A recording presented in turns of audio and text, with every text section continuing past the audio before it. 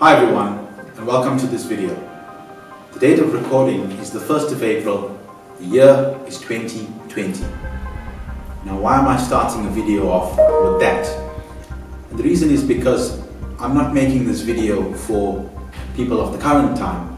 I'm making this video for those of you perhaps watching 20 years from now, maybe even 25 years from now. And the reason for that is because we're currently in the middle of a pandemic, the coronavirus pandemic of the year 2020.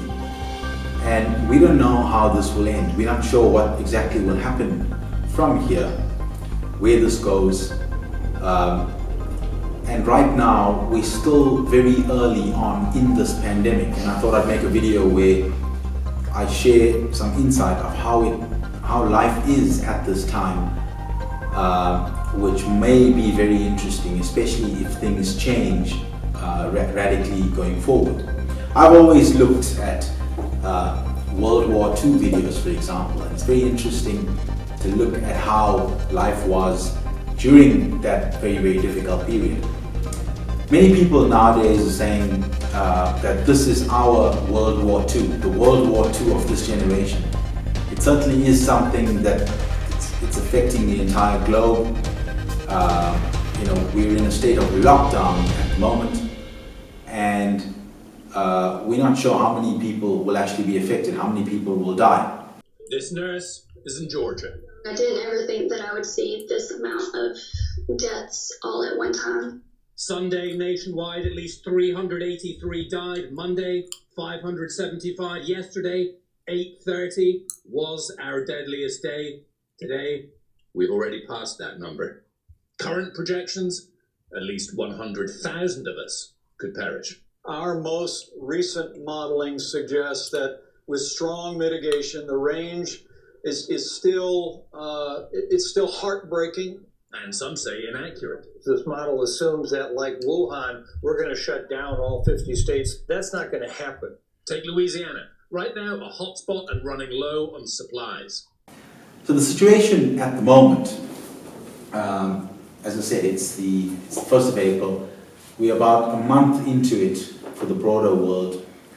This is how events have unfolded over the last few months. So late Jan, early Feb 2020, we heard that there was a coronavirus outbreak in Wuhan, China. And it's also very interesting to get the mindset of the people of the time. If you're watching this, you know how this ends, and we only hope that it ends well. The best case scenario from here would be it's just something we experienced in this time, and we defeated it, and it's over, much like the SARS and MERS epidemics and various other epidemics. Obviously, the death toll as of the date of recording today is already about 50,000 people around the globe. I'll get more into the stats in a minute. So you know how this ends if you're watching the video. I don't. I am 1 week into lockdown. What is lockdown? Lockdown means I'm not allowed to leave my house. This situation actually exists around the world. Most countries are in a state of lockdown. The US, for example, the president right now is Donald Trump. I'm not sure how Donald Trump is viewed in the future, but he is a polarizing figure at this point in time.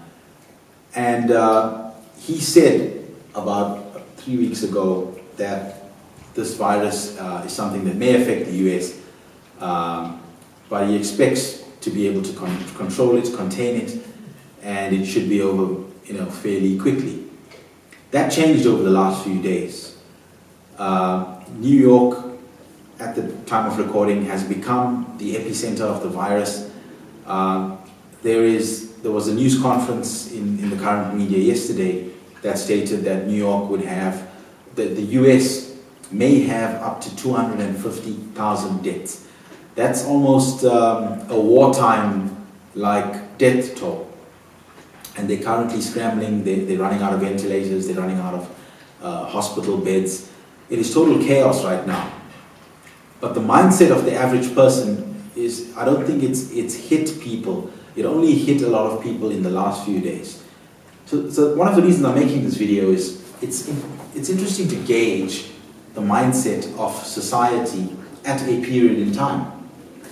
Up until a few days ago, the average person, and I'm fortunate, I work for a global company, and I talk to people all around the world. Yesterday, I was on various calls for business purposes, and I spoke to a person in Germany, and I spoke to a person in the UK. And the guy from the UK was telling me it's pretty normal, it's lockdown, but he goes for a walk every day, and he goes to the shops. Now, that's not kind of what's being recommended. I haven't left the house, or I hadn't left the house for about 4 days until yesterday, when I went out and I had to go to the shops to get some groceries. It was like a movie. The road was totally deserted. I saw one or two other cars. I got to the supermarket and everybody had a mask, facial mask. They spray your hands as you enter, and then you're encouraged to just keep a distance from everybody. They call it social distancing. This is a term that's popular at the moment. And you keep your distance, you buy what you have to, and you leave as quickly as possible. Some of the shelves are empty. Currently, it's not difficult to get the bare essentials, but you may have to just choose a brand that you don't normally buy. There are one or two items that you can't get, but it's not really a problem at the time of recording, okay? Hope it never becomes that. But the average person up until yesterday or the day before was just of the mindset that, this is something that's affecting the world, it's far away from me.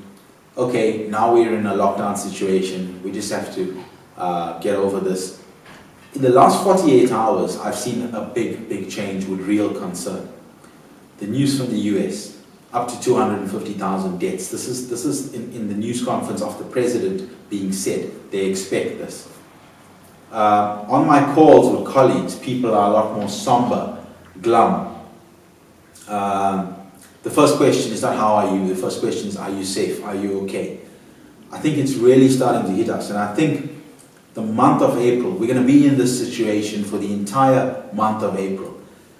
From there, I'm just hoping for the best. I'm hoping we contain it. There's a term that's going around right now called flatten the curve, i.e. the rate of infection, which, that curve is really steep at the moment for most countries. Italy and Spain have been particularly hard hit. I think there's upwards of 5,000 deaths, or maybe I think it's 10,000 deaths in Italy. That is a wartime death count. That's not a normal death count, right? And so we're hoping to flatten that curve, and we're months away from a vaccine. At the time of recording, I read in an article yesterday, they're working on a vaccine expected in 12 months' time. So if this infection rate continues, and we can't flatten the curve in most countries in the world, there's no vaccine. This is really going to be something that changes society, and that's why I'm making the video, because we may come out of this not just with a very high death rate.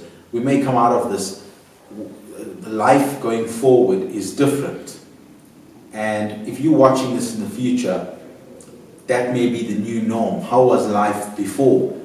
So it's very interesting to get that gauge. So just literally 2 weeks ago, it was very normal for us. You could jump into your car.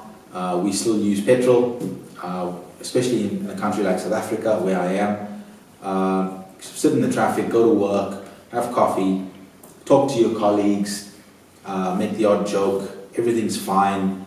The economy just before this crisis was actually booming in the US. Stock market at an all-time high. Tech stocks doing very, very well. I follow the stock market and I follow news and general affairs probably more than the average person.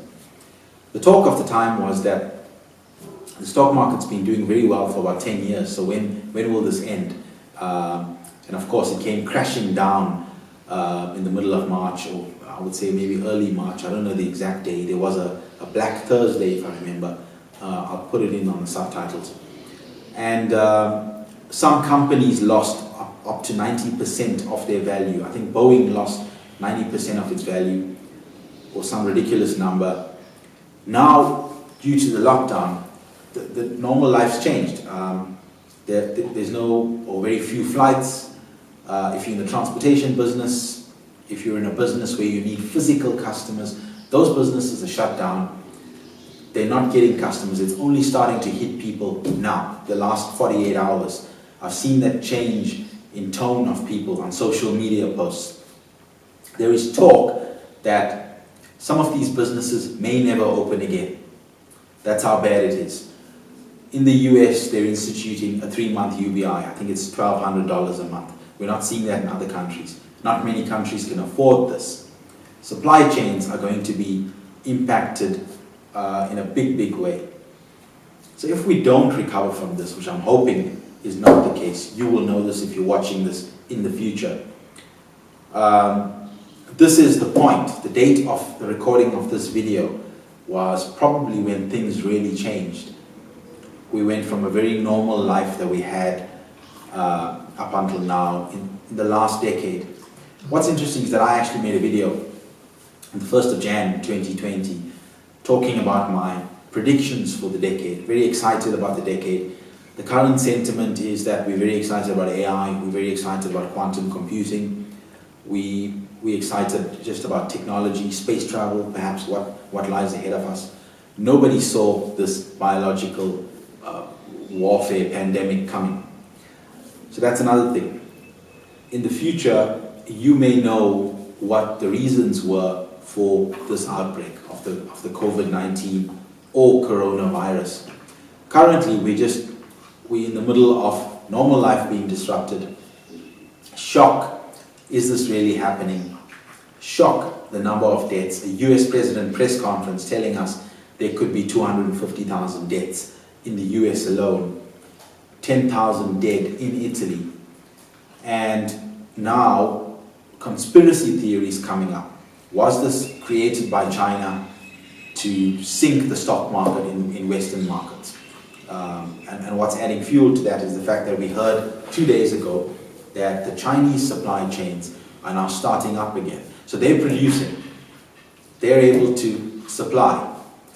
There's no demand. There's demand now, but if this extends for a period of time, there won't be demand in the West. The average person will be out of a job and won't have a salary. Rich countries can afford UBI. Not so rich countries can't afford the UBI. Then there's the view, of course, of the Chinese that this, some bloggers, that this is a weapon that originated, in the West somewhere. The official line in the media is that it originated in the Wuhan meat market from a bat. Apparently they eat bats in China. I don't know if that's true, but it's not what I'm used to. I'm actually vegetarian.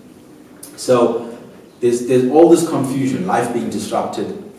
And really, we're only a week into the lockdown here, and it's only now that people are realizing this life that you've enjoyed for the last, I don't know how many years, there's a chance that it may change dramatically. Life did change after the last big event, which was September 11, 2001, the attack of the World Trade Centers. We saw a big change in security. When you go to an airport, you want to fly somewhere. Wars in the Middle East, the price of oil has shot up. In the decade of the 2010s, we got used to really uncomfortable fuel prices. Even in the US, I go to the US fairly often, and I noticed that it's actually not that cheap. It's cheaper than in other countries, but it's not that cheap, in especially places like Seattle. So there's no doubt about it. This is a bigger event than the World Trade Center attack.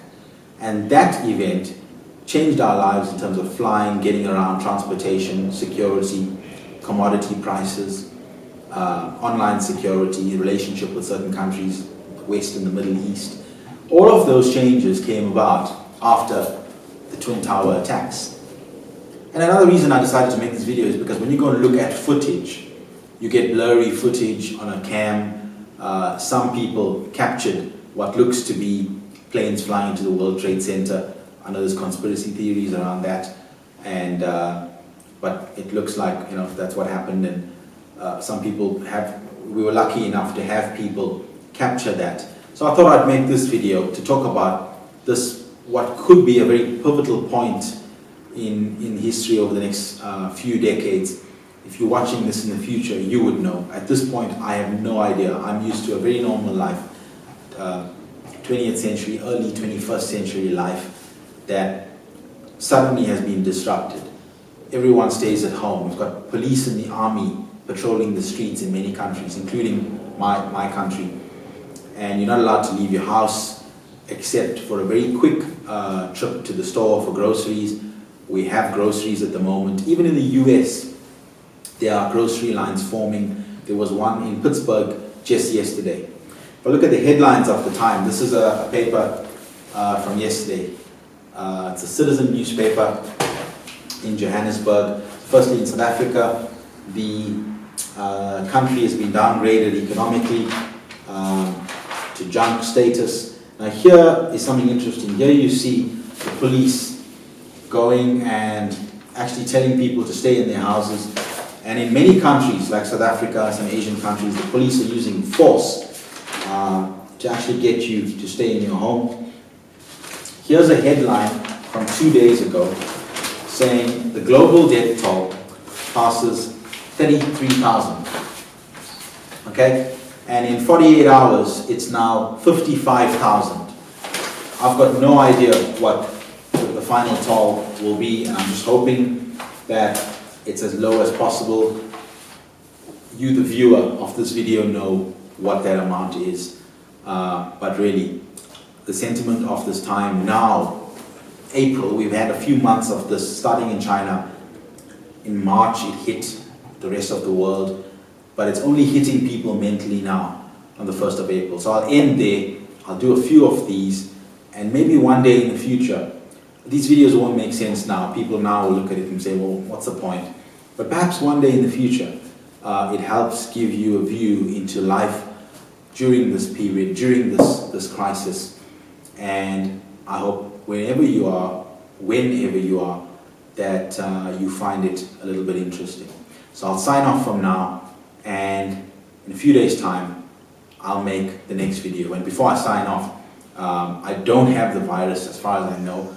I had a week ago some flu-like symptoms, but that's gone, and I'm really limiting my contact. I plan to stay in this house. It's boring, it's really boring.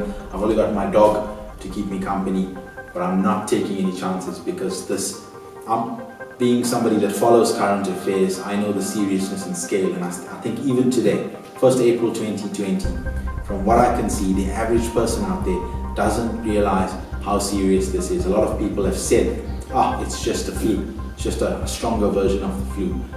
And we'll see where this ends. So I'll see you in my next video in a few days' time.